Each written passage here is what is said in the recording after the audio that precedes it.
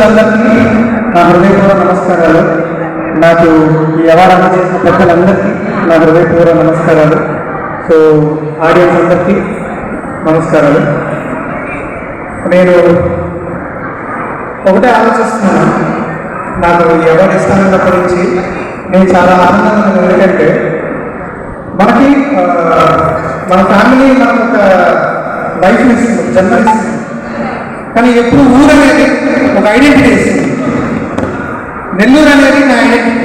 ఎక్కడికి వెళ్ళినా ఏ ఊరు అంటే నెల్లూరు అని చెప్పుకోవడానికి నాకు ఒక ఐడెంటిటీ ఉంటుంది. ఎందుకంటే ఈ చుట్టుపక్కల పరిసర ప్రాంతాలు కానీ మనం పుట్టిన ప్లేస్ కానీ మనకి ఒక మన ఎమోషన్స్తో అది చాలా రిలేట్ అయింది. మన మైండ్ ప్రాసెస్ కానీ మన మైండ్ సెట్ కానీ అది ఎంతో ఇన్స్పిరేషన్కి అదే రీజన్ అవుతుంది. పుట్టి పెరిగిన ఈ ప్లేస్ నుంచి నిజంగా ఈ సంస్థ నుంచి నాకు ఈ అవార్డు చాలా ఆనందంగా ఉంది, చాలా గర్వంగా ఉంది.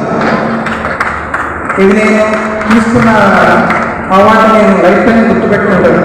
ఇందాక లాయపత్రిక ఆయన చెప్పినట్టు ఎన్నో ఇంకా గొప్ప అవార్డు ఈ స్టేజ్ మీద తీసుకుంటారని చెప్పి అన్నారు. ఎంతోమంది గొప్ప వాళ్ళని సత్కరించుకున్న ఈ అవార్డు మీద నేను కూడా అవార్డు తీసుకోవాలని నాకు చాలా చాలా హ్యాపీగా అనిపిస్తుంది. So thank you so much. Kalanjali Anant గారికి థ్యాంక్ యూ సో మచ్. ఎందుకంటే ఆయన ఫస్ట్ నుంచి కూడా ఈ ప్రోగ్రామ్ని చాలా జాగ్రత్తగా ప్లాన్ చేసి ఏ ఇబ్బంది రాకుండా నీట్గా అంతా ఒక ఆర్గనైజేషన్ ఆయన చక్కగా ప్లాన్ చేశారు. సో ఆయనకి చాలా చాలా థ్యాంక్స్ చెప్పాను. నేను ఈ అవార్డు నాకు ఇస్తున్నందుకు thank you so much sir.